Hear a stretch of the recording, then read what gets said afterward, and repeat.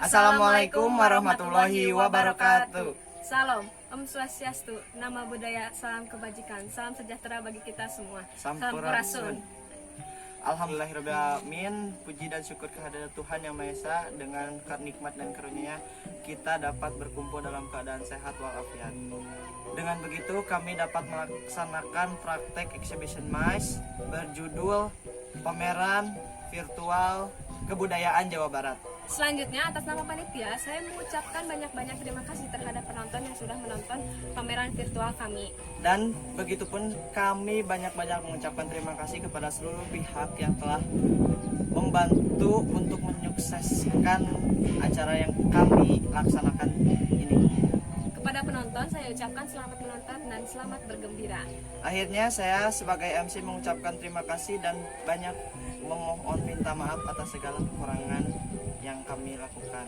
Satu pantun dari saya, jika ada sumur di ladang, bolehlah kita menumpang mandi. Jika ada umur panjang, bolehlah kita berjumpa lagi. Wassalamualaikum warahmatullahi wabarakatuh.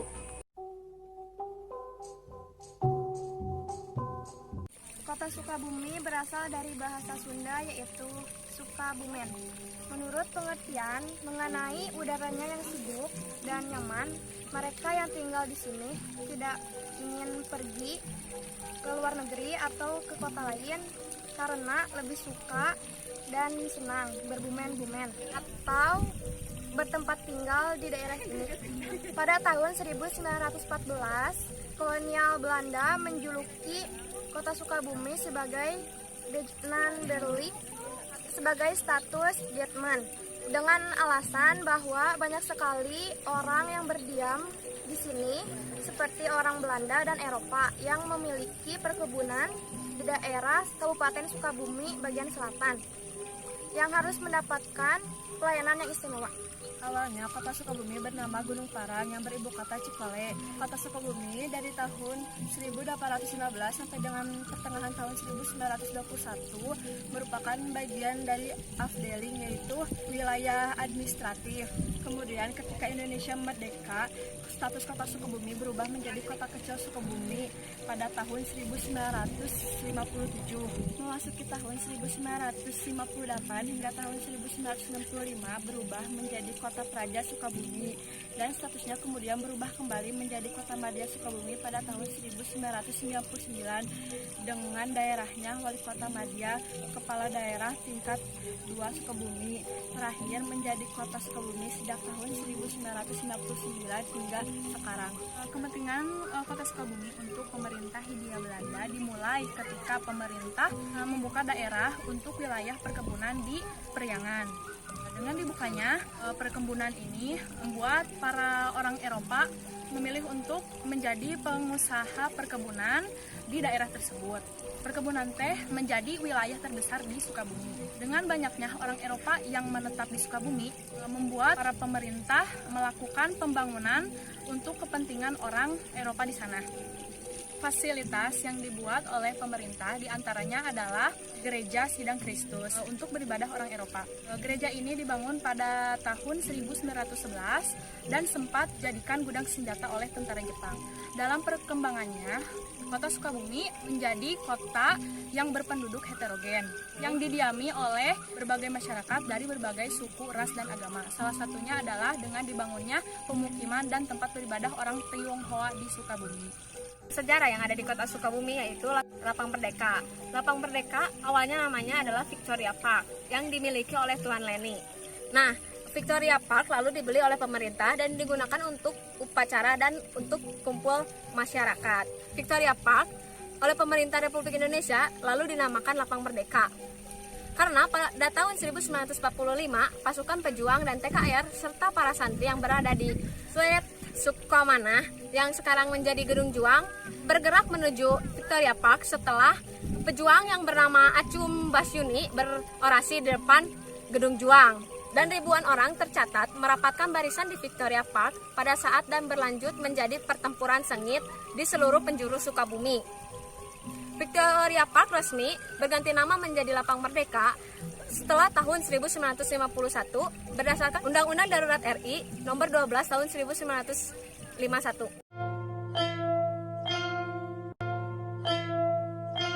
Bahasa Sunda merupakan bahasa cabang dari bahasa Melayu Polinesia yang merupakan rumpun dari bahasa Austronesia.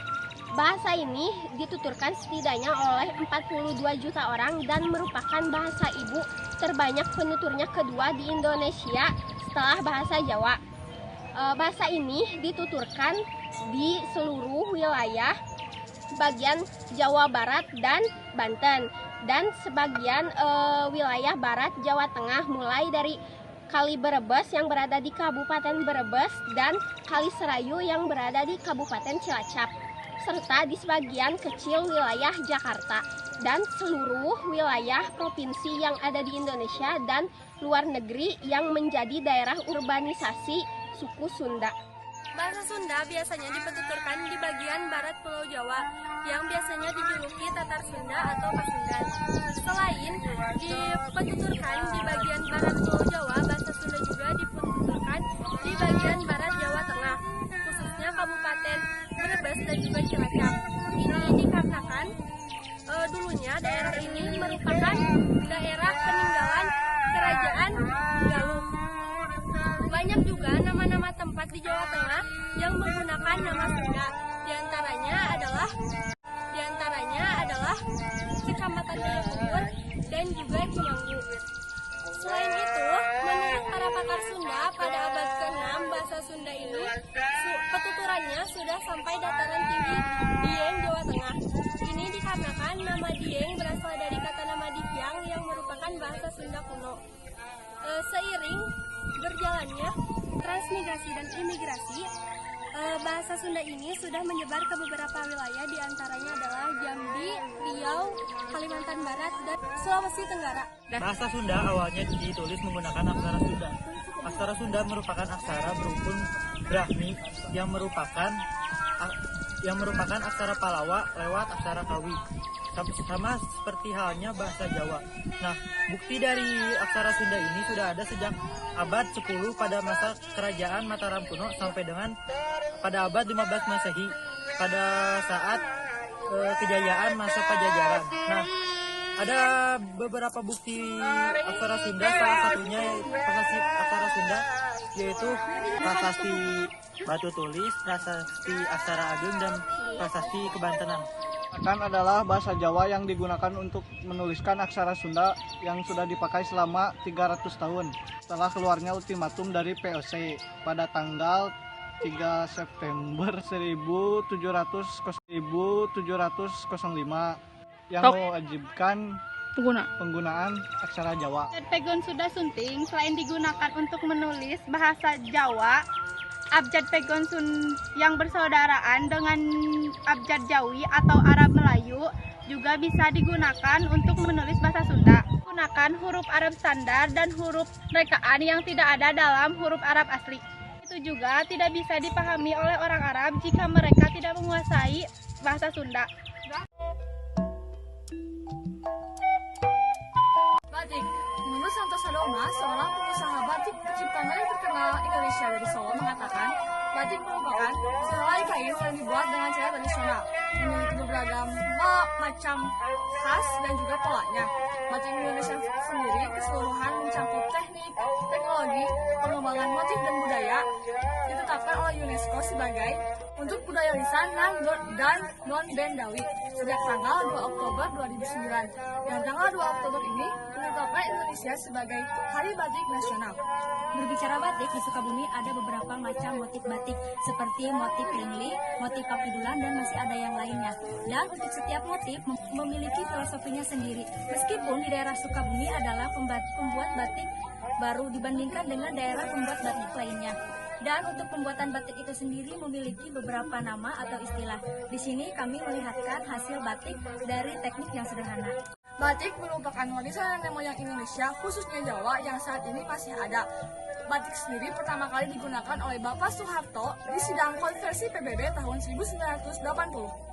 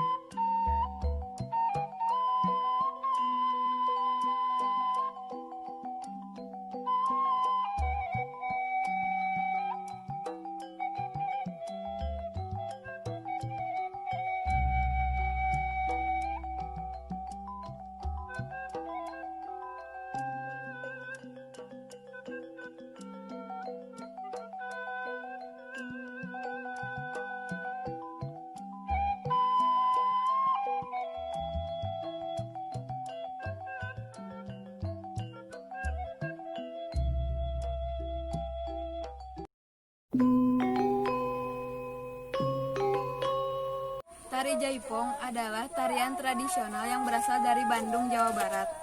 Menurut catatan sejarah kebudayaan Indonesia, tarian ini diciptakan oleh seorang seniman berdarah Sunda, yakni Gugum Gumbira. Namun dari sumber lain disebutkan bahwa pencipta gerakan dalam tarian Jaipongan adalah H. Suwanda. Dan Gugum Gumbira hanyalah salah satu tokoh yang mengenalkan tarian ini kepada masyarakat Bandung. Makna tari Jaipong sendiri merupakan sebagai ungkapan karakteristik perempuan Sunda kekinian. Perubahan penting yang terjadi dalam karakter perempuan Sunda yang dulu cenderung pasrah sumerah atau nerima terhadap penguasanya kini menjadi perempuan gesit yang tangguh, pemberani, dan penuh daya tarik. Dan juga merupakan gambaran atau simbol karakteristik dari sosok perempuan Sunda yang yakni pemberani, mandiri, bertanggung jawab, tangguh, ceria, lincah, dan bekerja keras juga romantis. Yang dapat dilihat salah satu dari gerakan yang diungkapkan dalam Jaipongan. Di samping itu, keindahan dan kecantikan selalu ingin diungkapkan dan ditonjolkan. Di balik kelembutan tari Jaipong, terdapat gerakan-gerakan gesit, sedikit jalingkak, maskulin, tetapi terungkap dalam gerakan nan indah. Tujuan diciptakan tari Jaipong adalah untuk menciptakan suatu tarian tradisional yang berdasarkan dari kekayaan seni masyarakat Nusantara, terutama berasal dari Jawa Barat.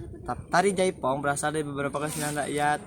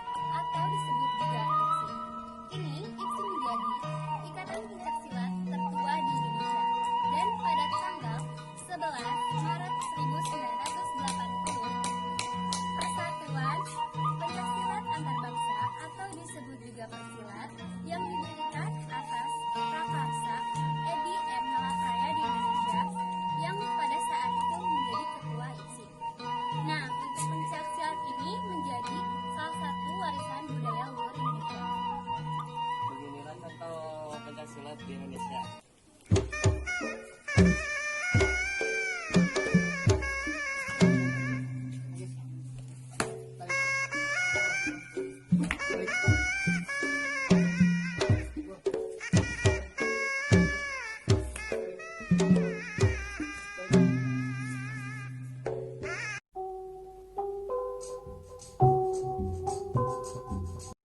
Baik, kali ini saya akan menjelaskan salah satu destinasi wisata di Sukabumi yang menjadi salah satu primadona bagi teman-teman di seluruh Jawa Barat hingga seluruh Indonesia.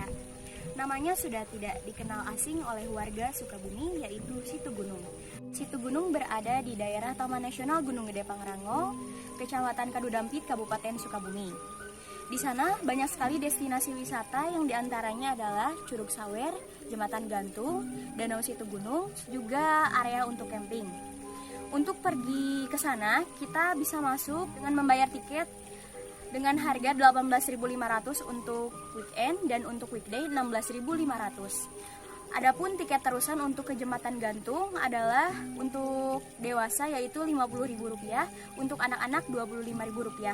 Untuk parkir kendaraan di sana, kita dikenakan biaya untuk roda 2 adalah Rp3.000 dan untuk roda 4 dikenakan biaya Rp5.000.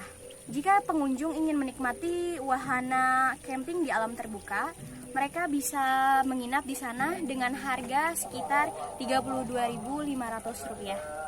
Lokasi danau yang berada di lereng Gunung Gede Pangrango berjarak sekitar 16 km dari pusat kota Sukabumi. Jarak yang tak terlalu jauh untuk kalian yang ingin merasakan suasana yang masih segar. Jauh dari polusi udara, ketika kalian memasuki area pintu masuk tempat wisata Situgunung, suasana segar langsung menyambut. Tidak ada deru kendaraan yang menggema dan yang satu ini hanya terdengar suara alam dan sesuit burung-burung. Di sana terdapat destinasi wisata yaitu Jembatan Gantung, Curug Sawer, Danau Situgunung, penampilan teater, food court, dan fasilitas lainnya. Berikut 3 buah destinasi menarik diantaranya yaitu 1. Jembatan Gantung atau sering disebut dengan Suspension Bridge. Di antara semua alasan yang bisa ditorehkan mengapa harus mengunjungi Situgunung, inilah salah satunya, jembatan gantung yang melintang panjang. Siapapun yang akan melihatnya pasti terpesona. Tidak hanya itu, adrenalin akan terpacu karena di bawah jembatan itu ada jurang yang sangat lebar. Beberapa waktu lalu, jembatan ini sangat viral dan banyak diperbincangkan. Sekitar 700 orang mengunjungi jembatan ini setelah sesaat jembatan ini diresmikan. Dengan lebar 2 meter, panjang 250 meter, dan tinggi 150 meter, menjadi daya tarik wisata yang sangat menarik. Curug Sawer ini adalah spot wisata yang berada di Sukabumi, Jawa Barat. Curug Sawer ini termasuk ke dalam wisata yang berada di Situgunung. Curug Sawer ini memiliki ketinggian sekitar 35 meter. Di wisata Curug Sawer ini, kalian bisa melihat pemandangan yang sangat menakjubkan dan mengasihkan. Bisa terdapat beberapa foto-foto. Untuk spot foto-foto bisa di atas bebatuan atau di dekat air terjun yang mengalir agar terkena air yang mempercik segar. Danau Situgunung terletak di pertengahan Situgunung yang banyak pohon pinus yang sangat segar untuk dilihat dan banyak perpohonan. Dan Danau Situgunung memang sangat indah untuk dilihat dan tidak seperti kota yang sangat panas dan gersang.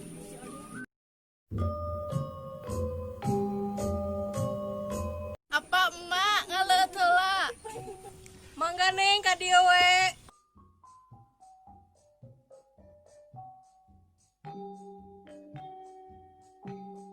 Kita minangnya. Mangga apa? Dicobian ya Neng, kumak. Mangga emak. Ya bah, cobian bah. Sok neng oge atuh neng lawe sok nyobian. Neng sok neng. Lawas pisan. Ayo tuh apa asaan? Nya sok rawaran nih kamu. Cobiannya kok maaf. Lawas pisan Neng. Mantap. Hatur nuhun ama. Surabi disebut juga sebagai surabi. Dalam bahasa Sunda, surabi disebut juga sura yang artinya besar yang biasa disajikan untuk para pembesar dalam hari-hari besar. Ada beberapa kemungkinan asal mula munculnya surabi. Yang pertama adalah makanan khas dari Belanda yaitu pancake yang penampakannya hampir mirip dengan surabi. Nah, ada perbedaan dari bahan baku pancake dan surabi. Jika pancake terbuat dari tepung terigu, susu, serta gula.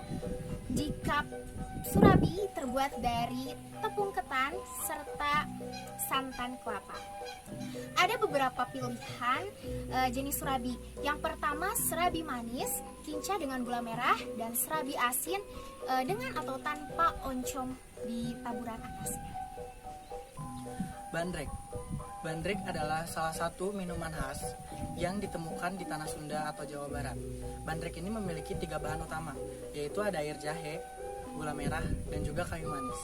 Si bandrek ini juga memiliki beberapa manfaat, yaitu antara lain dari menghangatkan tubuh, melancarkan pernapasan, mencegah mual, dan memberikan semangat.